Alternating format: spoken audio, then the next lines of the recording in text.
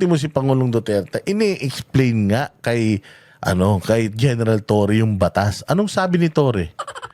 This is not the right place to debate. Isampa nyo na lang yung kaso sa akin. Kasuhan nyo na lang ako. I will do it. Kung kailangan kalad ka rin kita, kakalad ka rin kita. Wala akong pakialam. Demanda nyo na lang ako. Yan yung may integrity. Yan yung merong regards to human rights and regards to yung karapatan natin to due process. Sige, bira. Tayo nang yan. Sige, Malinis at marangal ang hanay ng ating mga kapulisan. Panatiliin mo, malinis at marangal. Tayo na, binaboy nyo nga yung simbahan. Kahit na hindi nyo simbahan yan. Simbahan ng simbahan, demonyo na lang ang gagawa ng mga ganong klaseng bagay. Katulad din nung minsan nagagalit tayo kapag yung mga santo, rebulto, binabasag nung mga, di ba, nakita tayo dyan sa Zamboanga, nung siege, di ba, na talagang sinisira nila yung mga simbahan ng Katoliko. Di ba, galit na galit tayo nun. At yung ibang mga simbahan din, galit na galit kasi let us spare yung mga banal na dako, let us spare it from yung politics and kung ano man yung away natin. Nung World War II nga, iniiwasan ng simbahan na tamaan ng bala. Sobrang sagrado niyan. Tapos ito ginawa ni Torre. Ito ang ginawa mo, hayop ka bongbong. Sinabi mo pa nga, bulaan po rapeta si Pastor Apollo Kibuloy, visit ka. Kala mo matinukan tao. Bilisan ang investigasyon sa mga kaso laban sa mga pulis na lumabag sa batas upang maibigay natin ng hustisya sa lalo. Mga mukha ng pulis, sabi nila, tayo na itong mga to. Naglolokohan pa itong mga hayop na ito. Ay nang yan, simula nung naging ito ang namuno sa bayan natin, putya, ang tingin sa atin ng mga tao, naging basura ulit. Noong panahon ni Pangulong Duterte, walang hiya na yan. Noong panahon ni Pangulong Duterte, inano natin yan. Naging maayos ang tingin sa atin. Ngayon, ibinalik naman mga hayop na ito. Ngayon, alam mo, merong sinasabi si General Torre sa kanyang mga question and answer kanina na siya daw ang nakaisip na gawing 8 hours yung pulis. Loko-loko, sabi ko, credit grabber ang hayop. Si Pangulong Duterte nag-ayos nun . Nung umupo si Pangulong Duterte, ang shift ng mga pulis, 24 oras. Pag pumasok ko alas 7 ng umaga, bukas ng alas 7 ng umaga yung uwi ko ng bahay, tas isang buong araw, bukas sa susunod na araw na alas 7 ng umaga ako ulit papasok. So, ganun yung sistema noon. Kaya nga noon, pagka nagkakandak itong NCRPO ng surprise visit, tulog lahat yung pulis. Saka mo makakita, nagtatrabaho 24 oras. Nung nalaman ni Pangulong Duterte yan ang unang-una niyang binago. Yung binago nila ni Bato de la Rosa yan. Lagi bigyan natin ng dignidad yung mga pulis. Grabe naman kayo, magtatrabaho 24 oras. Paano ka magiging effective kung gano'n ang mo? Sinong gunggong magtatrabaho ng 24 oras tas ina-expect mo maging epektibo sila? Aantokin talaga yan. Kaya ang ginawa nila, ibinaba nila to 8 hours na lang. Sabi nga, naku, hindi kaya yung 8 hours, kulang tayo ng pulis. O hindi mag-hire tayo ng maraming pulis. So, nadagdagan ang mga pulis nung panahon ni Pangulong Duterte. Nabawasan yung working hours nila, 8 hours na lang, 3 shift nagtatrabaho, 4 na shift, 8 hours. Nagtatrabaho yung mga pulis natin. Tapos sasabihin ni Torres, siya daw may may gawa nun, yung 8 hours. Kapal ng mukha ngayon ka lang naging PNP chief, 8 hours na yan nung panahon pa ni Duterte. Sabihin mo, ikaw ang may pakana yan para maging reliable at well-utilized ng mga pulis. Madaling panahon, paigtingin din ninyo ang presensya ng kapulisan sa mga lansangan. Siguruhin mas maraming pulis na umiikot sa mga kalsada at nagbabantay sa ating mga komunidad, lalo na sa lugar na madalas ang krimen at kaguluhan. Kapag kailangan ng taong bayan, dapat may pulis na agad nagre-responde. Iparamdam natin sa mga Pilipino na may pulis na handang dumamay at pagtanggol sa kanila sa lahat ng oras. Sa tulong ng PIDEA, ipagpatuloy ninyo ang paglaban sa illegal na droga. Magsagawa pa rin tayo ng drug seizures at tiyakin na sasampahan ng kaso ang mga drug dealer at mga drug lord. Ba't hindi matiyak yan nun? Ba't ngayon mo lang binibigay yung instruction na yan kay Torre? So, ibig sabihin, for the past 3 years, ikaw, Presidente, hindi mo binigay itong mandato na to? Eh, trabaho ng pulis yan, ha? Kaya naman pala walang nahuhuling drug lord nung the past 3 years, puro drugs lang. Napansin nyo, meron binalita tong mokong na to na malaking drug lord, ibinalandra nila. Pucha, ibinalandra nila si Pastor Kibuloy sa tao. Pero kahit isang drug lord, isang smuggler, wala silang may balandra sa tao. Ano ino-operate nyo? Yung mga matitirong tao, yung mga masasamang tao, hindi nyo mahuli? Abay, sabi ko nga, matindi ang mga revelasyon ni Bongbong ha. Patuloy din kayong magmatyag sa ating mga komunidad para kahit ang small time ng mga drug dealers ay wala ring ligtas. Hindi dapat natatakot ang estudyante. Ang hirap, no? Pagka drugs ang pinag-uusapan tapos hindi ka makapagpa-drug test. Napansin nyo, pagka drugs ang pinag-uusapan, nabubulol siya. Parang giyang na giyang, no? O mahirap talaga kapag ang pinag-uusapan drugs tapos ikaw hinihingi ka magpa-drug test, di mo magawa. O, alam mo, tinan mo yung mga mukha ng mga pulis habang pinag-uusapan niya yung drugs. Hindi maipinta yung mga mukha nila. Alam ng bawat isa sa mga yan na hanggat hindi ka nagpapadrug test, hindi mo kami mapapaniwala na yung war on drugs mo, na yung fight against drugs mo, effective. Bakit? Sabi ko nga, ang unang order of business dapat ni General Torre hulihin si Bongbong dahil kailangan mapatunayan ni Bongbong na hindi siya addict. Hindi siya bangag. At kung halimbawa man addict siya, kailangan ituro niya sa atin, sa mga polis, kung sino source niya. Di ba? Kung addict siya, ituro niya kung sino source niya nang mahuli ni Torre. Kung hindi naman siya addict, di maganda yung mga nagpapakalat ng balita na addict ito si Bongbong, di paghuhulihin nyo lahat. But until then, until hindi patunayan ni Bongbong Marcos na siya'y hindi sabog, hindi kayo makakapag-demand. O mga manggagawa, motorista, magulang na maglalakad sa kalsada umaga man o gabi. Bilang alagad ng batas, inaasahan ang buong kapulisan na kumilos ng marangal, maglingkod ng katapat at maging maglingkod ng katapat. Sabi ko nga sa inyo nagkakamali siya kapag ang pinag-uusapan yung mga bagay na wala talaga sila. Kung gusto nyong malaman kung ano talaga nangyayari sa bayang Pilipinas, pakinggan nyo si Bongbong Marcos tapos baliktarin nyo lahat ng sinasabi niya. Si Marcos yung tipo ng sinungaling na kahit alam mong Biyernes ngayon, pag sinabi niyang Biyernes ngayon, ido-double check mo kung Biyernes ba talaga ngayon. Pagdududahan mo rin yung sarili mo. Dahil sa sobrang sinungaling nito ni Bongbong Marcos, kahit alam mo naman na tama yung sinasabi niya, pagdududahan mo. Kasi nga, pathological liar. Sinungaling. tindigan ng ating mga kababayan. Iwasan ninyo ang paggamit ng pribilehiyo para sa pansariling benepisyo. Maging instrumento kayo sa katuwiran, kapayapaan at kaunlaran. Continue to engage with communities and partner with local governments and stakeholders. Strengthen your cooperation with all the other agencies.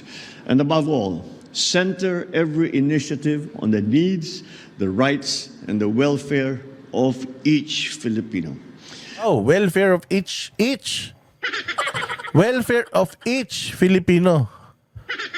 Yung welfare ni Pangulong Duterte, hindi ba siya Pilipino din? Di included siya dyan sa each Filipino. Ba't nandoon siya sa dahig? Tangina, sinungaling ka talaga. Demonyo ka talaga. Ang kapal talaga ng pagmumukha mo. Wala kang kupas talaga, Bongbong Marcos, sa kasinungalingan. Kung may pinakasinungaling na tao sa buong mundo, mahihiya sa'yo. Oh. Let your badge be your daily pledge, not to command, but to serve with integrity. Serve with integrity. Wala nga modo yan si Torre. Kakalad ka rin nga. Yung dating presidente na 80 anyos na hindi nga makalakad, kakalad ka rin. Putangin na ganyan kabalasubas yan tapos may integridad. Bongbong. Putangin na, alam ba sinasabi mo? Siya talaga, kapakasinungaling mo talaga. Let every decision uphold the law and let every gesture reflect... Uphold the law? Ipinaiintindi nga sa inyo ni Delgra, ni sino ba to? Yung naka-wheelchair na heart bypass sa Hague. Yung best friend din ni Pangulong Duterte. Ultimo si Pangulong Duterte, ini-explain nga kay General Torre yung batas. Anong sabi ni Torre? This is not the right place to debate. Isampa nyo na lang yung kaso sa akin. Kasuhan nyo na lang ako. I will do it. Kung kailangan kalad ka rin kita, kakalad ka rin kita. Wala akong pakialam. Demanda nyo na lang ako. Yan yung may integrity. Yan yung merong regards to human rights and regards to yung karapatan natin to due process. Tang ina nyo, mga sinungaling talaga kayo. Quiet dignity of true public service. Dignity? Tang ina yan. Lahat na sinabi niya, hindi tumama eh. Oh. May the PNP become a source of hope and reassurance to every community that you protect. This change of command ceremony is a renewed promise, a clear mandate to champion peace, to serve with honor, and to move our nation forward with dignity. Sabi nga nila probably pag-rehearsed at nagbabasa, one of the best ito when it comes to speech, to delivering a speech. Pero pag tiningnan mo yung ginagawa niya, yung totoong kalagayan ng bayan nating Pilipinas, kung titingnan mo, wala talaga, ayaw talaga ng tao.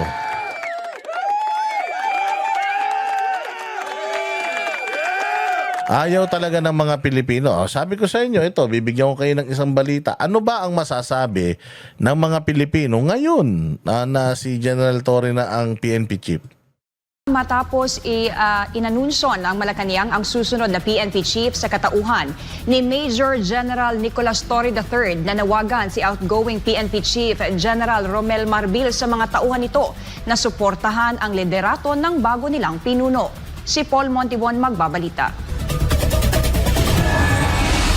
Nananawagan si outgoing PNP Chief General Romel Francisco Marbil sa mga tauhan nito na suportahan si incoming PNP. Ayan, nananawagan siya na suportahan si Torre. Bakit ka mananawagan na susuportahan mo si Torre kung matinong tao yan? Di ba? Hindi matinong tao to. Even sa hanay ng mga kapulisan, ikaw, alam mo, na walang tino ito, si General Torre. Bakit ko nasabi? Ayan hinihikayat mo pa sila na suportahan si Torre. Hindi pa ba automatic yan sa, sa chain of command na kung sino yung hepe, susuportahan natin? Diba? The fact that you are asking yung mga colleagues nyo to respect the decision and to support General Torre, it means, alam mo na ayaw ng mga kapulisan sa kanya. Bakit ayaw ng kapulisan sa kanya? Bakit? Yun ang tanong. Hindi ba? Hindi ba kayo nagtataka bakit nung eleksyon ang sinuportahan ng mga pulis si Duterte? So alam ni Marbil that within the ranks, hindi masaya yung mga pulis na ito si General Torre ang magiging bagong boss nila. Napakahirap naman kasi talaga na ang magiging boss mo, putya ina, Satanas. Siyempre, pag Satanas yung boss mo, lahat ng iuutos sa iyo niyan, puro ka demonyoan. O di, sino makakasuhan? Ikaw ba o siya? Ikaw makakasuhan ka dahil sa utos niya, sa pagsunod mo sa tungkulin mo. Kasi sasabihin sa'yo, alam mo palang mali, ba't mo ginawa? Hindi ba? Kaya kayo mga pulis, kung alam nyong mali, wag nyong gawin. Because at the end of the day, pag kinasuhan kayo, at sinabi nyo na inutos lang kasi, inutos niya, alam mo bang tama o mali? Sinabi mo, alam ko sir, mali, inutos niya alam mo palang mali, ba't mo sinunod? Kasalanan mo. PNP Chief Police Major General Nicolas Torre III. Kasunod ito ng anunsyo ng palasyo kay Torre bilang susunod na pinuno ng pambansang pulisya. Ipinakikiusap ni Marbil sa buong hanay ng PNP na ibigay ang kanilang buong suporta sa bagong liderato nito. Naniniwala si Marbil sa kakayahan ni Torre na pamunuan ang PNP na may prinsipyo at malinaw na direksyon. Ngunit nananatiling kontrobersyal ang Prinsipyo at malinaw na direksyon? Paano magkakaroon ng prinsipyo itong hayop na ito at malinaw na direksyon, lalong-lalo na kung tinuturuan mo na nga siya ng tama, hindi pa rin niya makuha. Hindi ba? Yung mali pa rin ang ginagawa niya. Sinasabi mo na sa kanya yung batas, binabali niya yung batas. So anong klaseng magiging PNP chief ito kung yung mga magagaling na abogado, nirerespeto sa Pilipinas, binaboy niya, paano ka pa? Paano pa ikaw? Paano pa kayo? Hindi ba? So kung kaya niyang gawin sa mga Duterte, mas lalong kayang-kaya niya sa inyo. So ngayon, magigiba tong magaling na PNP chief? Abusado pwede. Kasi naging abusado na yan na general bakit mo nasabi, Boss Dada, abusado? Ikaw naman, hindi mo nakita yung mga pinagpapakita kong mga picture at saka mga impormasyon kanina? Lahat yan, kuwang-kuha ng mga lente ng camera natin. 16 days tayo na nandiyan dyan sa Davao nung binabalahura niya ang Kingdom Compound. Alan ni Torre matapos ang kanyang mapangahas at umano'y iligal na hakbang laban sa Kingdom of Jesus Christ, kung saan libo-libong pulis ang kumubkom sa compound sa Davao City upang hanapin si Pastor Apollo C. Kibuloy. Dahil sa matagal na panggigipit, napilitan si Pastor Kibuloy na isuko ang sarili sa mga otoridad upang matigil ang tensyon na tumagal ng 16 na araw. Pinangunahan din ni Torre ang operasyon na kinikwestiyon bilang iligal na pag-aresto at pagpapadala kay dating Pangulong Rodrigo Duterte sa ICC facility sa The Hague, Netherlands. The former president fiscal abogado telling him, this is wrong, this is kidnapping. I should be accorded with due process. You need to send me to a competent judicial authority, which is a trial court, to exhaust all my legal remedies. Anong ginawa ng gagon to? Sa pilitan na isinakay sa eroplano. Hindi ba? So, kung kaya niyang gawin sa presidente, dating presidente, mahal ng Pilipino, kayang-kaya din niyang gawin sa'yo. Sino ka ba ngayon? Kaya ngayon, magiging mas lalo tayong vigilant. Kasi, kung noon na limited pa yung kanyang kapangyarihan, nagagamit na siya, mas lalo na ngayon kung lahat na ng kapangyarihan, lahat ng pulis, nasa arsenal niya, mas delikado siya ngayon. Kung delikado siya noon as RD, Regional Director ng Region 11, at naging delikado siyang CIDG Chief, lalo na ngayon kung hawak mo lahat ng mga ahensya na yan, ikaw ang pinuno ng sandatang lakas ng PNP. Mas delikado kapag yung buong kapangyarihan ibinigay mo doon sa taong lango, doon sa taong nalulong sa kapangyarihan at nagmamalabis sa kanyang kapangyarihan at uniforme. Yun ang pinaka nakakatakot sa lahat. Kaugnay sa kasong crime against humanity dahil sa kanyang kampanya kontra droga. Nang pinulsuhan naman ng SMNI ang taong bayan kaugnay sa paghirang kay Torre bilang PNP chief, marami ang dismayado at pawang di mga sang-ayon rito. Anila posibleng lumala ang krimen at pang-aabot. Dadami ang violation ng human rights, walang inaasahan, panigurado, siya ang batas, always, kahit walang warrant o pares, uhulihin ka. Abuso sa kapangyarihan, napakatapang daw itong taong to. Daghang dakpon na nga walay warrant. Asahan natin na marami pang gigipitin yan. Yan kasi yung reputasyon Okay yan si Torre. Habulin niya mga naninira sa kanya, sasampulan niya ang batas at niya batas ay batas, no one is above the law. Yan hahabulin daw niya yung mga naninira sa kanya. So personal. Ano pa?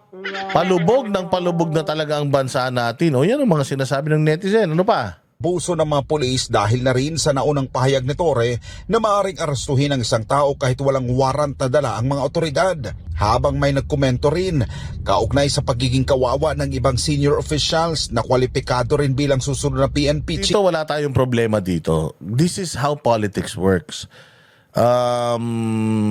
Pag hindi nyo vibes ang presidente, wag na kayong umasa.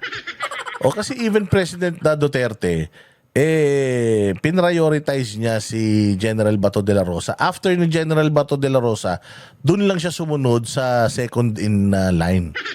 Dun lang siya sumunod sa hierarchy, o yung sa pila. Pero noong siya ay umupo, tinalaga niya si Bato de la Rosa na Major General lang. Tama, Brigadier General lang. So nangyayari yan. Hindi malaking issue yan. Discretion kasi talaga ng presidente kung sino yung gusto niya na maging katuwang niya sa law enforcement. Ganun talaga yan. Huwag nyo nang anuhin yan. Hindi sip-sip yung mga pulis na yan. Sorry sila, mas magaling si Torre sa kanila. Chief, ngunit bigong napili ng Pangulo. Sa June 2, nakatagdang isagawa ang change of command kay Torre. So congratulations again, General Torre. You've earned it. You've earned it, sir. Para sa akin, talagang itong mga pinagagawa mo, kidding aside to itong mga pinagagawa mo nung nakaraan, para sa akin, pambabalahura talaga yan sa batas. And I know na alam mo na mali talaga yung ginawa mo. Pero you still did it anyway, sabi nga. Because mayroon kang pangarap sa buhay at mayroon kang gusto talaga na ma-achieve, which is yung PNP chief. So you've earned it, you deserve it, i-enjoy mo ang galit ng taong bayan. At pag alis mo na bilang PNP chief, i-enjoy mo din yung dami ng kasong kakaharapin mo dahil dyan sa mga paglabag mo sa batas. Kapalit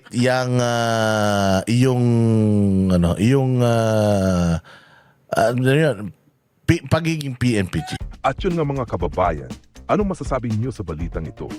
Maaring ihayag ang inyong opinyon at kuro-kuro sa comment section sa ibaba. Huwag din kalimutang mag-like, mag-subscribe at mag-share sa bidyong ito. Maraming salamat sa panonood.